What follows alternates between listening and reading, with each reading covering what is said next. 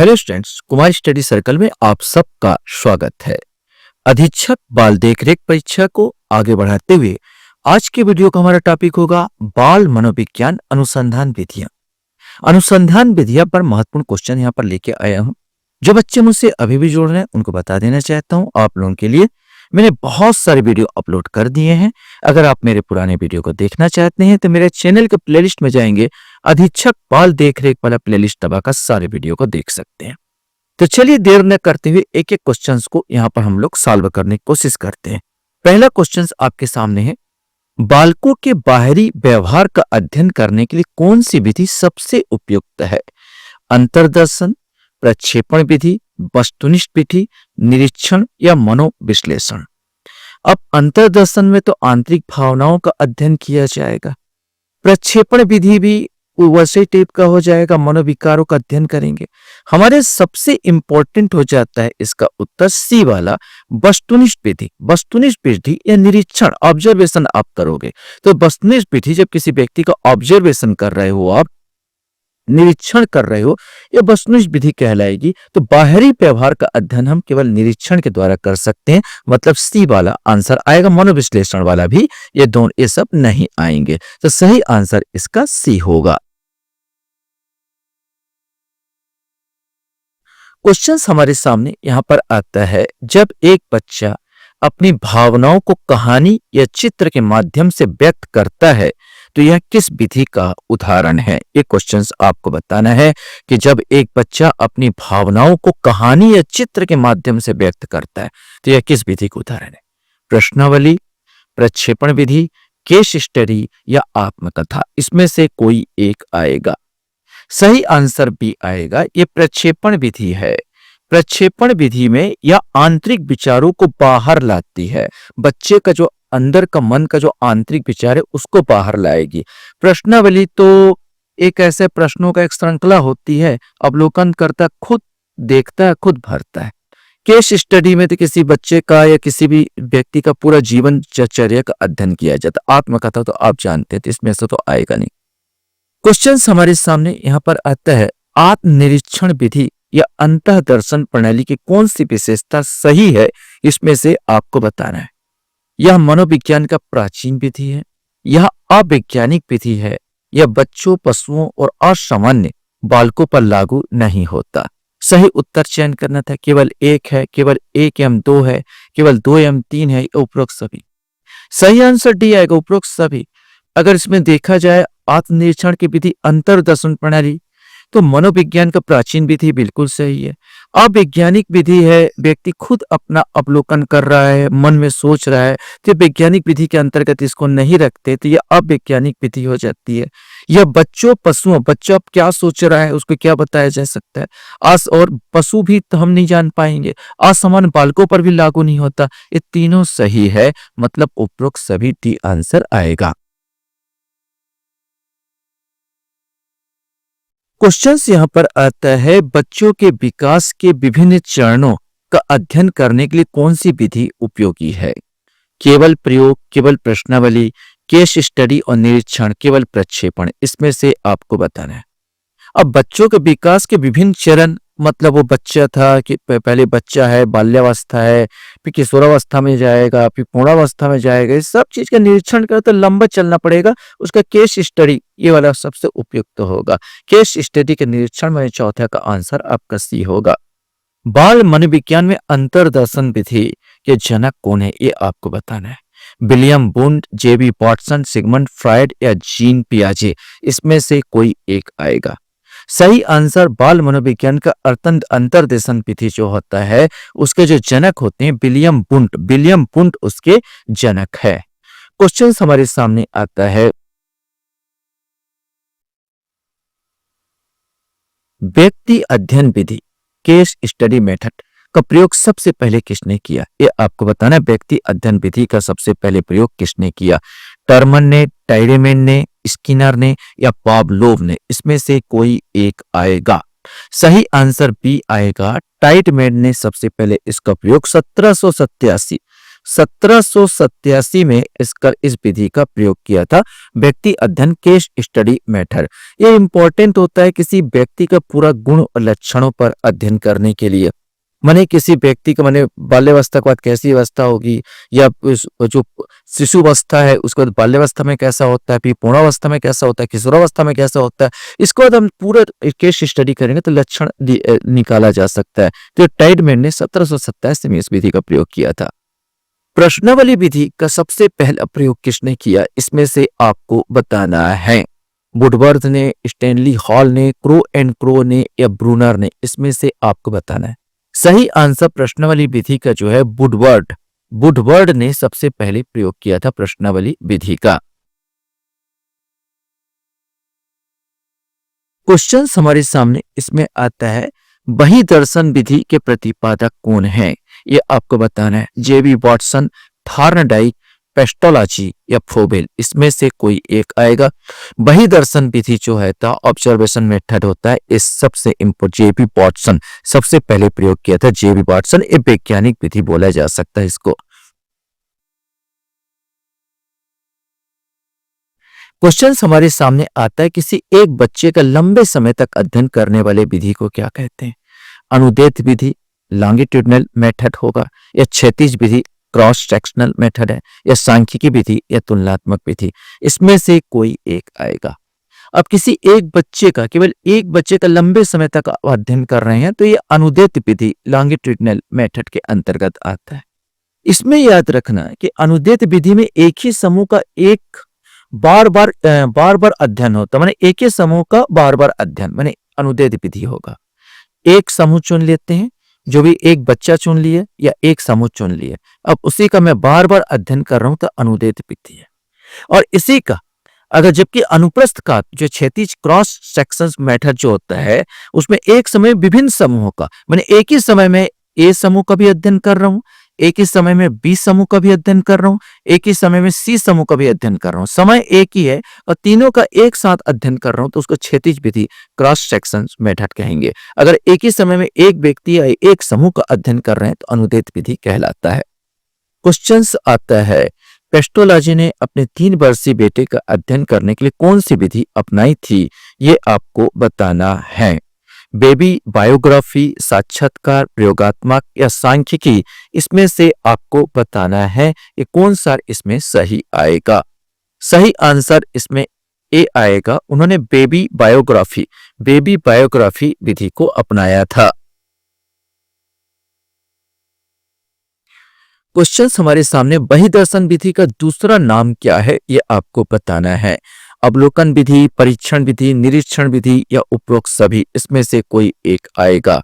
सही answer D आएगा। इसको जो बही दर्शन विधि है उसको अवलोकन विधि के नाम से भी जानते हैं, परीक्षण विधि के नाम से भी जानते हैं और निरीक्षण विधि के नाम से भी जानते हैं। क्लिनिकल मेथड का प्रयोग अधिकतर किन बच्चों के लिए होता है। समस्यात्मक बच्चों के लिए, सामान्य बच्चों के लिए, प्रतिभाशाली बच्चों के लिए, खेलकूद वाले बच्चों के लिए। सही आंसर जो क्लिनिकल विधि होता है उसमें समस्यात्मक बच्चे होते हैं, उनका अध्ययन यहाँ पर किया जाता है। क्वेश्चन है, विकासात्मक विधि डेवलपमेंटल मेथड की और किस नाम से जाना जाता है। इसमें आपको बताना है कि विकासात्मक विधि को और किस नाम से जाना जाता है। उत्पत्तिमूलक विधि, प्रयोगात्मक विधि, मनोविश्लेषणात्मक विधि या तुलनात्मक विधि। सही आंसर ए आएगा। उत्पत्तिमूलक विधि के नाम से हम इसे जानते हैं। क्वेश्चन हमारे सामने आता है, मनोविश्लेषणात्मक विधि के जनक कौन है। Psychological method, Erik Erikson, Alfred Adler, Karl Jung या सिगमंड फ्राइड, इसमें से आपको बताना है। सही आंसर डी आएगा। मनोविश्लेषणात्मक विधि के जो प्रतिपादक है, जनक है, सिगमंड फ्राइड है।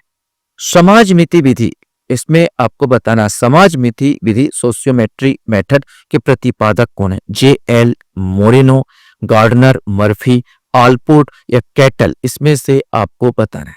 सही आंसर समाजमिति विधि जो होता है जे.एल. मोरेनो ने विकसित किया था।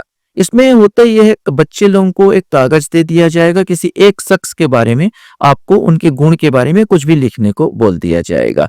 तो यहाँ पर बच्चे ये देखना चाहते हैं, बच्चे या एक दूसरे के बारे में लिखो, यहाँ पर चीजों में, और जिसमें आपको बताया नहीं जाए उन कागज को, ये किसी एक के बारे में लिखो, यहाँ पर क्या समझते हो, क्या सोचते हो, ये नंबर दो। यहाँ पर तुम किसको, एक और होता है समाज में विधि, अगर मेरे को डायरेक्ट वो नहीं लिख पाएगा बच्चा, तो आप ऐसे पूछ सकते हैं इसमें कि किसी एक बच्चे को मैंने ले लिया और इसमें बोला जाता है कि दो बच्चे तुलना करना है, तो बताओ आप कितना इसको प्राथमिकता देखते हो, कौन से बच्चे को पहला रखते हो, पहला आपको पहले 10 या पहले पसंद बता दो या दूसरा पसंद बता दो।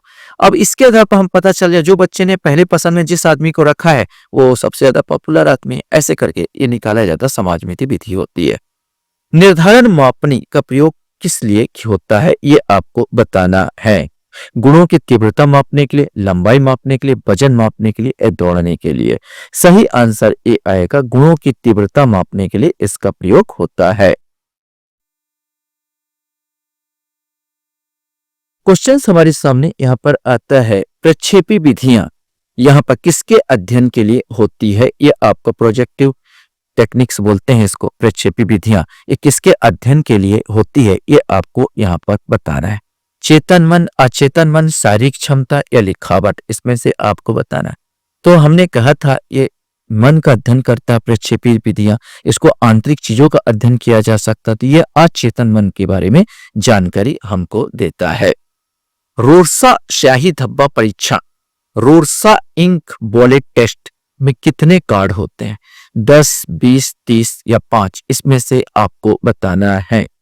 सही आंसर इसका जो आएगा, इसमें 10 कार्ड होते हैं, 10 कार्ड होते हैं। हरमन रोरसा ने 1921 में, हरमन रोरसा ने 1921 में इस विधि को विकास किया था। इसमें जो कार्ड में कुछ शाही के धब्बे बने होते हैं जिसमें आपको कैसा प्रतीत होता है ये पूछा जाता है, ये बताया जाता है कि भाई कैसा इसका प्रतीत हो रहा है। इसमें जो 5 होते हैं, जो 5 कार्ड होते हैं काले और भूरे रंग के होते हैं, 2 कार्ड जो होते हैं काले, भूरे और लाल रंग के होते हैं, और 3 कार्ड बहुरंगी होते हैं, मतलब बहुत सारे रंग इसमें रहते हैं। क्वेश्चंस आपके सामने यहाँ पर आता है TAT, TAT या थेमेटिक एपिसेप्शन टेस्ट, थेमेटिक एपिसेप्शन टेस्ट कहते हैं, का निर्माण किसने किया ये आपको बताना है। 19 का आंसर हरमन रोरसा, लियोपोल्ड बेलेक, मॉर्गन और मरे और होल्टजमैन, इसमें से आपको बताना है कि TAT जो होता है, तो इसमें से आपको बताना है। तो सही आंसर इसका सी आएगा। हेनरी ए मरे और क्रिस्टीना डी मॉर्गन ने 1930 में, हेनरी ए मरे और क्रिस्टीना डी मॉर्गन ने 1930 में इसको विकसित किया था। थेमेटिक एपिसेप्शन टेस्ट में होता है, अक्सर चित्र के आधार पर कहानी बनाने को बोला जाता है बच्चों लोगों को। कोई भी एक चित्र दे दिया, कोई भी मैंने एक चित्र यहाँ पर दे दिया और चित्र के बारे में बोलूंगा भैया इस पर आपको क्या बनाना है, कहानी आपको बनाना है, तो बच्चे इसके आधार पर कहानी बनाना शुरू कर देते हैं। ये मॉर्गन और मरे का था TAT टेस्ट। क्वेश्चन हमारे सामने यहाँ पर आता है CAT। अब यहाँ पर एक और आ गया, चिल्ड्रन एप्रिसिएशन टेस्ट की बात कर रहा है। CAC एपिसेप्शन टेस्ट में चिल्ड्रन एपिसेप्शन टेस्ट की बात कर रहा है कि CAT टेस्ट कितने वर्ष के बच्चों के लिए है, ये यहाँ पर आपको बताना है। 3 से 11, 12 से 18, 20 से 25, ये केवल नवजात शिशु, यहाँ पर आपको बताना है। सही आंसर ए आएगा, 3 से 11 वर्ष के बच्चे लोगों के लिए। CAT टेस्ट किसके चित्र होते हैं, इंसानों के, जानवरों के, पेड़ों के, एनर्जी वस्तुओं के। अक्सर इसमें पूरा जानवरों के ही चित्र होते हैं जिसके आधार पर बच्चे कहानी जुटाते हैं, उसके बारे में क्या सोचते हैं, क्या कहानी बनाते हैं, यह देखा जाता है। उससे बोला जाता है व्यक्तित्व परीक्षण किया जाता है। क्षैतिज विधि क्रॉस सेक्शन मेथड में क्या होता बता चुका था। एक ही समय में एक ही बच्चे का कई सालों तक अध्ययन, एक ही बच्चे का कई सालों तक अध्ययन, एक ही समय में अलग अलग आयु के बच्चों का अध्ययन, इसमें से आपको बताना केवल कक्षा का भ्रमण। तो यहाँ पर क्षैतिज विधि हम बता दिए थे, क्रॉस सेक्शन मेथड में एक ही समय में अलग अलग आयु के बच्चों का यहाँ पर क्या किया जाता है, अध्ययन किया जाता है। आनुवंशिक विधि जेनेटिक जो होता है मेथड में किसका अध्ययन होता है? क्रमिक विकास का, सिर्फ जन्म के समय का, सिर्फ बुद्धि का या सिर्फ स्वास्थ्य का? इसमें से कोई एक आएगा। सही आंसर आनुवंशिक विधि में क्रमिक विकास का अध्ययन किया जाता है। क्वेश्चन हमारे सामने आता है, संचयी अभिलेख क्या है? एक छात्र के पूरे शैक्षणिक जीवन का विस्तृत स्थायी रिकॉर्ड, स्कूल के सभी छात्रों का क्लास में उपस्थिति का आकलन, स्कूल में पढ़ने वाले प्रतिभावान छात्रों का संकलन या प्राचीन अभिलेखों का संचय करके रखना। इसमें से कोई एक आएगा। सही आंसर ए आएगा। एक छात्र के पूरे शैक्षणिक जीवन का एक विस्तृत और स्थायी रिकॉर्ड को ही संचयी अभिलेख के नाम से जानते हैं। क्वेश्चन हमारे सामने, किस विधि में वातावरण पर पूर्ण नियंत्रण रखकर व्यक्ति के मानसिक क्रियाओं का अध्ययन किया जाता है? तो यहां पर आपको बताना, प्रश्नावली, व्यक्ति इतिहास विधि, समाज नीति विधि या प्रयोगात्मक विधि? इसमें से कोई एक आएगा। सही आंसर इसमें प्रयोगात्मक विधि में प्रयोग किया जाता है इस चीज को, कि किसी वातावरण पर पूर्ण नियंत्रण रहेगा और व्यक्ति के मानसिक क्रियाओं का हम अध्ययन करते हैं। प्रयोगात्मक विधि में कौन सा गुण सही नहीं है? अब इसमें गुण बताना है और कौन सा सही नहीं है आपको बताना है। इस विधि के परिणाम वैध एवं सार्वभौमिक होते हैं। इस विधि में अचेतन मन का अध्ययन संभव है। यह वैज्ञानिक विधि है जिसके परिणाम सदैव वस्तुनिष्ठ होते हैं। इस विधि में पुनरावृत्ति के सहायता से प्रयोग बार बार दोहराया जा सकता है। देखो, गलत कथन छांटना था तो बी वाला बिल्कुल आएगा। इस विधि में अचेतन मन का अध्ययन बिल्कुल संभव नहीं है।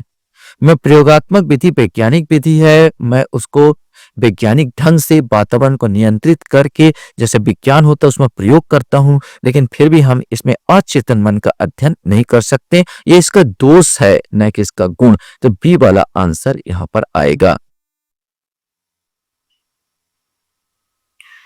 क्वेश्चन से, आत्मनिष्ठ विधि कौन सी है? सब्जेक्टिव मेथड आपको बताना, अंतर्देशन विधि, प्रयोगात्मक विधि, सांख्यिकी विधि या समाज नीति विधि?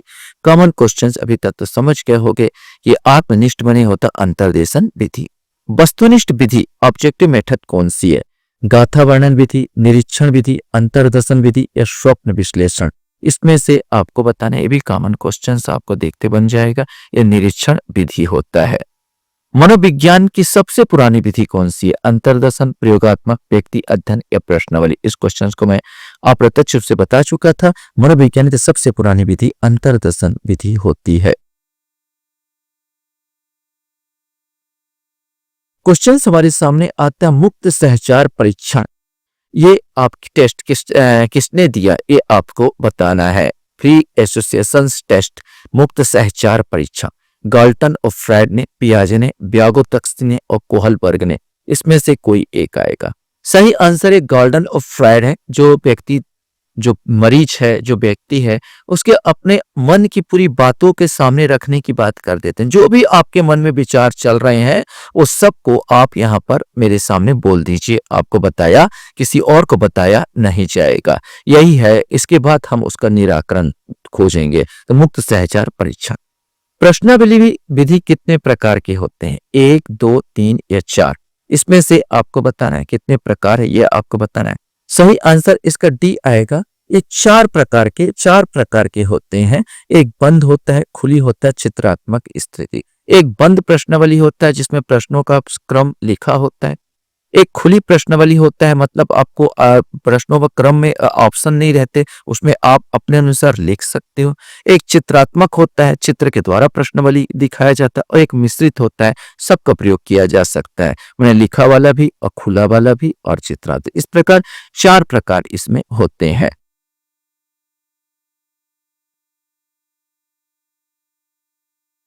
क्वेश्चन हमारे सामने यहाँ पर आता, क्षेत्र अध्ययन फील्ड स्टडी किस विधि का हिस्सा है? ये आपको बताना है। निरीक्षण विधि, अंतर्देशन विधि, व्यक्ति अध्ययन या मनोविश्लेषण? अब क्षेत्र का अध्ययन करोगे तो निरीक्षण ही कर रहे हो तो ए वाला आ जाएगा। इन विधियों के माध्यम से विद्यार्थी अपने विचारों को आंतरिक लक्षणों, भावनाओं, अभिवृत्तियों एवं कल्पनाओं को कहानी के रूप में प्रस्तुत करते हैं। साक्षात्कार विधि, वस्तुनिष्ठ विधि, प्रक्षेपण विधि या प्रश्नावली विधि? इसमें से कोई एक आएगा। सही आंसर सी आएगा, प्रक्षेपण विधि। क्वेश्चन हमारे सामने यहाँ पर आता है, पशु मनोवैज्ञानिकों पर अनुसंधान करने वाले मुख्य वैज्ञानिक कौन थे? माने पशु मनोवैज्ञानिक विज्ञान मान पशु मनोविज्ञान पर अनुसंधान करन मुख्य वैज्ञानिक कौन थे? थॉर्नडाइक, पाब्लो पियाजे, मॉन्टेसरी या डीबी? इसमें से कोई एक आएगा। सही आंसर इसका ए आएगा। जो पशुओं पर थॉर्नडाइक और पोबलाप ने गहन अध्ययन किया था। पोबलाप की बात की जाए तो कुत्तों को ऐसा बोल दिया गया था, जब उनको ऐसा सिखाया गया था, जब भी घंटी बजाया जाता तो उनको खाना मिलता। और कुत्तों में जब देखा जा रहा था, जब भी घंटी बजती तो उनका ऑटोमेटिक उनका मुंह से लार टपकने लगता। यहाँ पर तो ये चीज उन्होंने बताया था। क्लासिकल कंडीशनिंग सिद्धांत उन्होंने इसका दिया था। इसके बाद आपका थॉर्नडाइक की बात किया, बिल्लियों पर प्रयोग किया। उन्होंने भूखी बिल्लियों के एक पिंजरे में कैद कर दिया। उसमें एक लीवर था, लीवर को दबाने पर सॉरी लीवर के दबाने पर ऑटोमेटिक गेट खुल जाता था और उसके सामने कुछ मछलियां रखी हुई थी। तो पहले बिल्ली अचानक पैर दबा तो निकल गई, लेकिन बार बार उनको देख उसको बिल्ली को बाद में समझ में आ गया कि यहाँ पर पैर दबाने से गेट खुलता है और मछली खाया जा सकता है। तो इस प्रकार इन्होंने सीखने का सिद्धांत प्रभाव का सिद्धांत इसने दिया था। यह प्रभाव का नियम इन्होंने दिया था।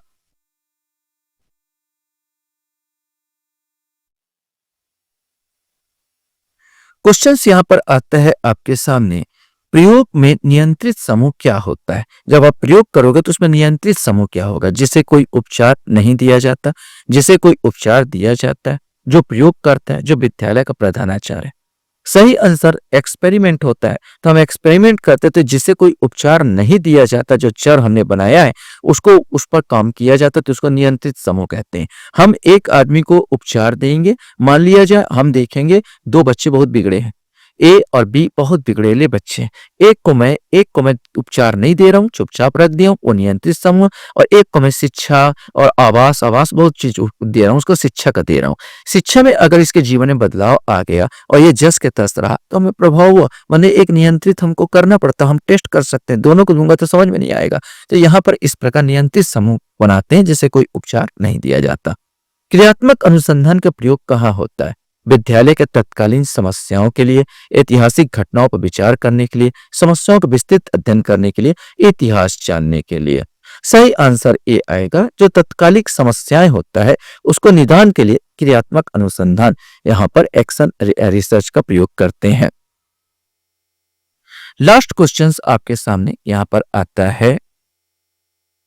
क्रियात्मक अनुसंधान के जनक कौन थे? ये आपको बताना है कि क्रियात्मक अनुसंधान के जनक कौन थे। स्टीफन एम कोरे, कार्ट लेविन, ब्लूम या मैस्लो? सही आंसर क्रियात्मक अनुसंधान के जनक जो थे कार्ट लेविन को माना जाता है। आशा करता हूं ये वीडियो आपको अच्छा लगा होगा। आप लोग मेरे वीडियो को वॉच करते इसलिए धन्यवाद। Thank you very much.